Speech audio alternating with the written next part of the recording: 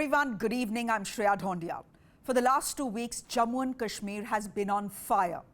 11 civilians, all Hindus and Sikhs, save one, have been singled out and shot dead in cold blood in Kashmir. Most were migrant laborers from Bihar and UP who come during the apple picking season to eke out a living. In Jammu, a counter-terror operations in the forests of Mendahar has been raging on for the last 8 days. 9 soldiers, including 2 JCOs, have been killed in action. 2 sets of events happening in 2 different parts of the Union territory, but tied with one common thread: Pakistan. Why has Jammu and Kashmir heated up all of a sudden? Is this the blowback from Afghanistan that everyone had been anticipating? Or is this a bloody resistance to the government's attempt at changing the status quo in Jammu and Kashmir? We have 2 of the most experienced and well-respected voices on Kashmir joining us on Debrief today. Professor Amitabh Bhattu and General Ata Hasnain are with us this evening to tell us why exactly we are seeing the spate of killings in Kashmir and why this anti-terror operation in Mendahar has gone on for 8 long days. Let's start with the bloody 2 weeks in the Kashmir Valley, where bike-borne terrorists carrying nothing more than a pistol or a revolver have driven into schools and busy markets and bustling streets and shot Hindus, both locals and non-locals. These are communal killings done by local boys who simply melt into the crowd after the deed is done. The Srinagar railway station. It's the gateway for lakhs of street vendors, laborers and migrant workers from Bihar and Uttar Pradesh to come and make a living. But now they are all making a beeline for it as they look to flee from the Valley of Terror. Amongst them is Prem Shankar. He came to Srinagar from Bihar in search of work, but now is headed back. He says he doesn't want to be hunted down by terrorists and shot dead on the streets.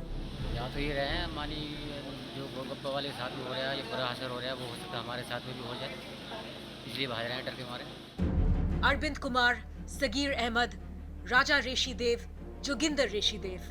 4 killings in 48 hours has left the migrant community in Kashmir visibly shaken. In Wanpo Kulgam, also called Mini Bihar, many of them are packing their bags and going home. 3 to 4 lakh come to Kashmir every year for the apple picking season. The choice they face is tough: starvation or death. अभी तक तो हम लोग रहे, अभी 6-7 महीने हो गया, कोई दिक्कत नहीं हुआ। अब नहीं बैठना है। अभी तो सोचे थे कि रहेंगे इस महीने भर, लेकिन अब नहीं रहेंगे। A majority of the deceased migrants were from Bihar. Chief Minister Nitish Kumar has demanded an eye for an eye. इसकी जानकारी जैसे ही मिल गई, वैसे ही पूरी जानकारी भी हम लोगों ने ले लिया और तुरंत वहाँ के जो महामहिम उपराज्यपाल हैं उनको हमने तुरंत फोन करके बातचीत भी किया। The killing of non-locals has been sporadic in the past, but since the abrogation of Article 370, the toll has been 19. But what's particularly worrying is the pace of these assassinations. 11 dead in the last fortnight. Not just migrants, it's minorities as well. A Kashmiri Pandit chemist, a Sikh school principal, and a Dogra teacher were all singled out and mercilessly murdered. छोटा छोटा बच्चा है sir, कि कौन सी खिलाएंगे हम, कहाँ कमाने के लिए जाएंगे? Lashkar Proxy, the resistance front, has taken responsibility for most of the attacks. TRF threatened to continue with the killing spree if non-locals try to settle down in the valley. Their warning: the game has just begun. It's a big challenge for the Jammu and Kashmir police. Securing every non-local across the length and breadth of the valley is an uphill task. 8 अक्टूबर के बाद से अभी तक में 9 encounter हुआ है, जिसमें कि 11 टेररिस्ट मारे जा चुके हैं, जिसमें 2 सिटी का भी है। Along with fear, there is visible anger on the ground. Protests against what is being seen as ethnic cleansing. The spate of targeted killings in Kashmir has come as a jolt to security apparatus. Days before, Union Home Minister Amit Shah is to pay his first visit to Valley after the abrogation of Article 370.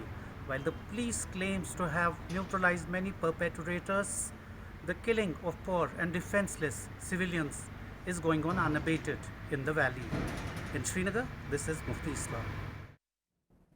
My guest this evening, Professor Amitabh Mattu, joining us, Lieutenant General Syed Atta Hasnain joining us as well on the show. Professor Mattu, thank you very much for your time. This is a quick 8-minute chat. We are dividing it into what is happening in Kashmir and then what is happening in Jammu as well. But first, Professor Mattu, help us understand why we are seeing the spate of killings in Kashmir. It started with grassroots politicians being targeted, then Hindus and Sikhs, now migrant labor. Is there any doubt that these are communal killings? These are killings which are, of course, communal, and as well as attempts to prevent any development happening. Kashmir relies on migrant labor for most of its developmental work, especially skilled labor, whether it's carpenters, masons, or people who help with the harvesting of the apple season. So all development activity will be stalled at the very least if the migrant labor were to leave Kashmir. Similarly, I think the targeting of Kashmiri Pandits, Mr. Bindru, or the Sikhs were clearly directed at creating a religious divide. And the only gainer from this is not the people of Kashmir, because not the silent majority of Kashmir just condemned all these killings, which would be hurt by the pausing of any development activity, but those who have an interest, a vested interest in destabilizing, and those are forces across the border. I think there should be no two questions about that. I think General Atta Hasnain, of course, knows much more about the security situation, but I'd also say that it's not about protecting every minority or every individual or every migrant labor. It's about human intelligence. I think the police system has to gear up to gather human intelligence, which is ultimately dependent on the cooperation of the people. So you have to engage with Kashmiri people who feel as outraged as anyone else by these killings, to gather human intelligence. Even with the deepest sense of surveillance and electronic interception, you cannot substitute it for good human. General Hasnain, come in here. It is all very well for us to blame Pakistan, but the terrorists behind the 11 killings in Kashmir are local boys, armed with nothing more than a gun. They have enough local support to simply melt away and escape security forces. Yes, Shreya, there's no doubt about it. They are the proxies. The proxies are not just the Lashkar-e-Taiba, the proxies are not just the Pakistani terrorists. Local recruited terrorists are very much the proxies. And they are part of this overall game plan. They are part of the human resource element that Pakistan is using for its gain in the valley. The tactics are very clear. Low risk, high dividend. Low risk, high dividend. What is the risk involved in targeting a minority element anywhere in the valley? Most of them are not even living in clusters, especially you see the migrant labor who especially comes for the orchard picking time. They live in 3s, 4s, 5s, 6s. That's all they live, and they are vulnerable. Each of them cannot be given that kind of a police protection. What you can do is give generic protection by domination patrols in a particular area, etc. But terrorists will get past that, particularly terrorists of this nature. The pistol-wielding terrorists who are merging into the crowds is very easy to come and target a Pani Puri wala and things like that. So this is, and I can tell you that this is a transitional thing. You will find some new techniques coming up in the next few days. You've seen it happen in 2018. Correct. Umar Fayaz was targeted, Aurangzeb was targeted, soldiers, policemen on leave were targeted. That was one different phase. Okay. Now you're coming back to targeted minority killings, and you may go back to that phase again. Professor Mattu, come in here. There are a lot of people who are saying this is, this is back to the 90s. This is where this is how the Kashmiri Pandit exodus happened. Is there a comparison we can draw here? There are obviously superficial comparisons that can be made in terms of targeted killings which led to the exodus and the overwhelming sense of fear which was prevalent in the 90s.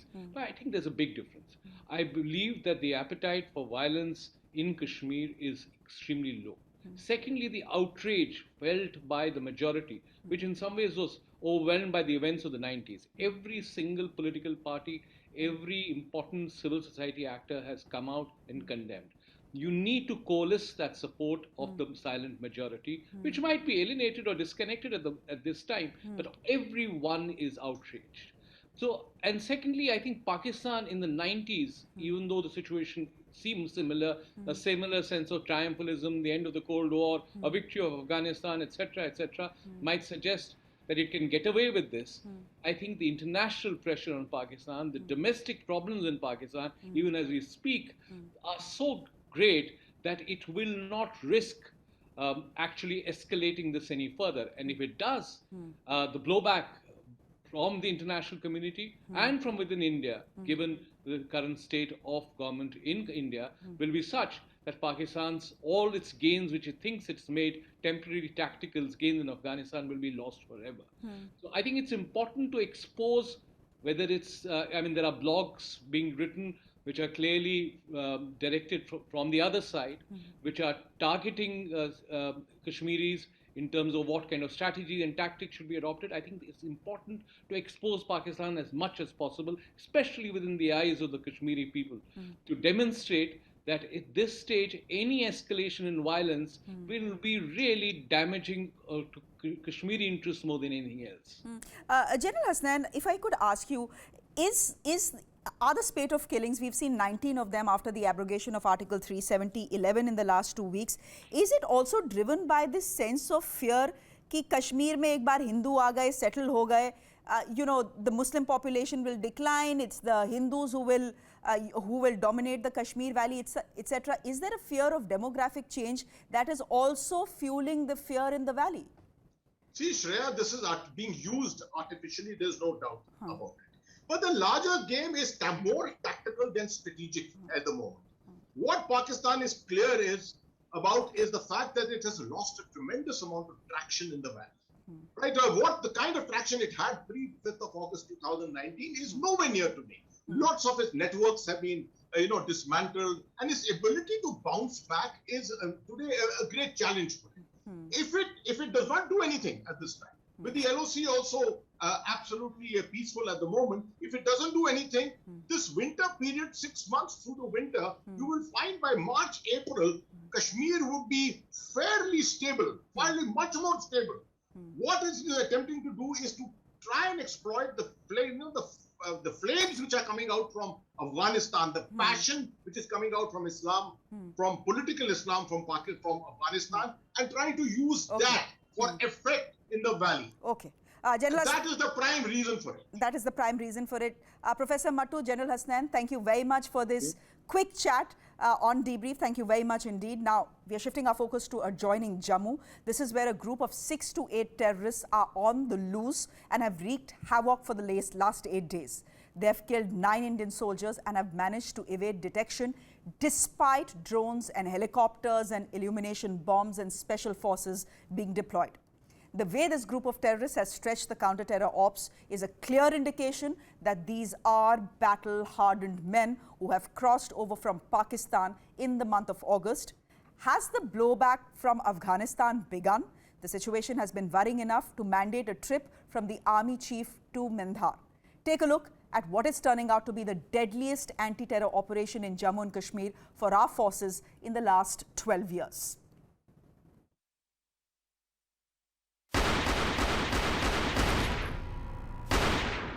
For the last 8 days, the forests of Mendhar in Poonch have reverberated with gunshots. Not constant, but sporadic. It is amongst this thick foliage that 6 to 8 heavily armed, well-trained terrorists are hiding. They are moving tactically, they are firing only when needed, they are not panicking. All signs of combat experience. The Narkhas forest and the national highway adjacent to it have been cordoned off. Special forces of the Indian Army are at the spot. Radars and drones and helicopters are being used to try and spot the terrorists. Illuminating bombs are being used to light up the area. The dense forests, the treacherous terrain and unpredictable weather are making operations very difficult for security forces. So far, combing parties don't have eyes on any militants. The operation started in the wee hours of 10th of October. This is when a patrol of 16 RR came under heavy fire from this terrorist group. In the initial burst of fire, 5 soldiers, including a JCO, were killed in action. 3 days later, there was another contact with the very same group of terrorists in another area, the Narkhas forest area. In the heavy firefight that followed, 2 soldiers were killed in action. The next day, contact was established again. Again, the army lost 2 soldiers. It took them over 24 hours to retrieve the body of a JCO who had been killed. In all, 9 soldiers killed in one encounter. The last time the army took such a heavy toll in a counter-terror operation was in 2009 in Kupwara, in which 17 terrorists were killed, but India paid a heavy price. It lost 8 soldiers, including a major, in this operation. Security forces believe that the 6 to 8 terrorists in Mendahar infiltrated from Pakistan-occupied Kashmir in August this year. The fact that they didn't slither into Kashmir and managed to hide in Mendahar for 2 months is causing concern. Poonch falls in Jammu. It is an area inhabited by Bakarwals and Gujjars and Hindus. Terrorists have no friends here. How did they manage to remain underground for 2 months without local support? 3 locals have been held for questioning. The hunt for the 6 to 8 terrorists continues in the jungles of Mendahar. And there is no doubt about who has trained these terrorists and where they have come from. One place, Pakistan. With that, a quick break. Up next, we are talking about the terror organization that is taking responsibility for the spate of civilian killings in the Kashmir Valley. Are they really a new organization, the TRF? We are talking about that in just a bit. Do stay with us.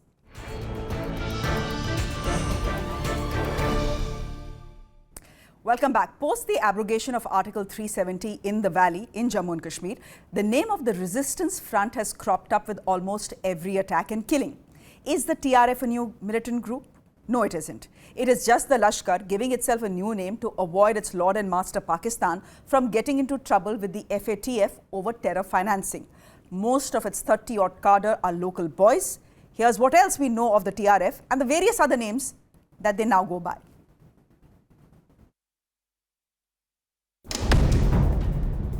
The Resistance Front, also known as the Shaheed Ghazi Squad.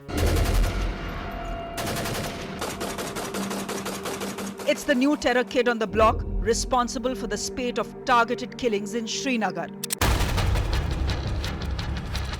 The group essentially is a front for the Lashkar, whose leadership was wiped out in intensive anti-terror operations in the valley.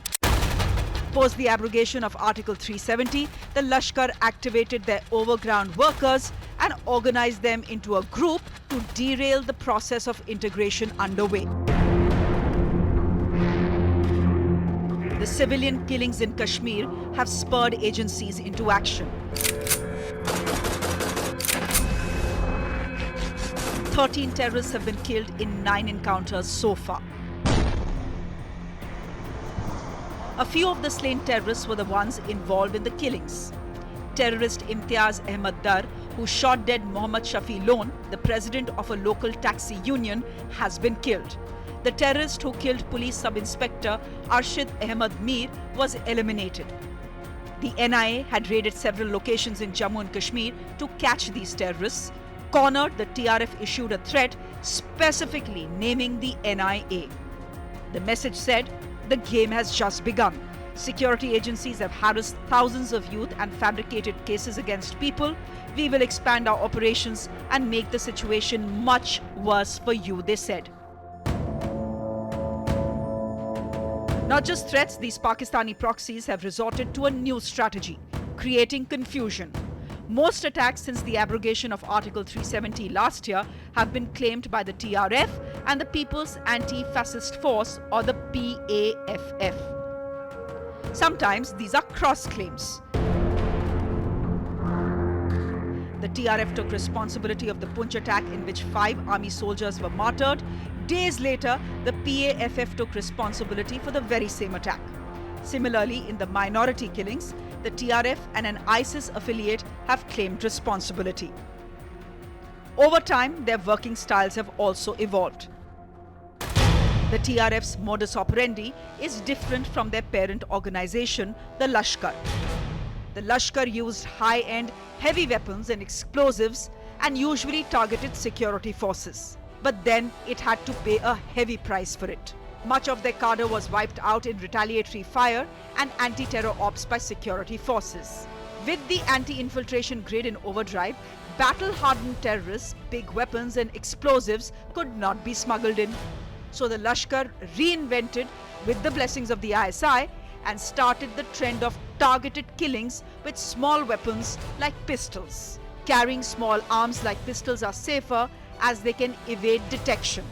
Plus, when you target unarmed innocent civilians, teachers and traders and chemists like ML Bindru, there is no fear of an immediate fireback. The goal of instilling fear and panic in the hearts of Hindus and Sikh minorities or non-locals or those working for the state is achieved with minimum expenses, training and effort. Data from the Home Ministry says that there was a 60% drop in terror incidents since the abrogation of Article 370. But what has been on the rise is the drone drop of small arms and hand grenades in Jammu and Kashmir.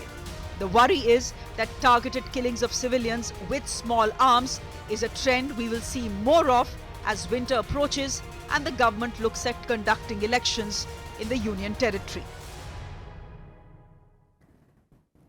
As always, a superficial debate has begun on whether India should play Pakistan in the World Cup on Sunday. Let's never forget, terror is the issue, not cricket. Not playing Pakistan in a cricket match will not stop terrorism emanating from Pakistan. Hitting them hard where it hits will. With that, it's a wrap from me. Thanks for watching.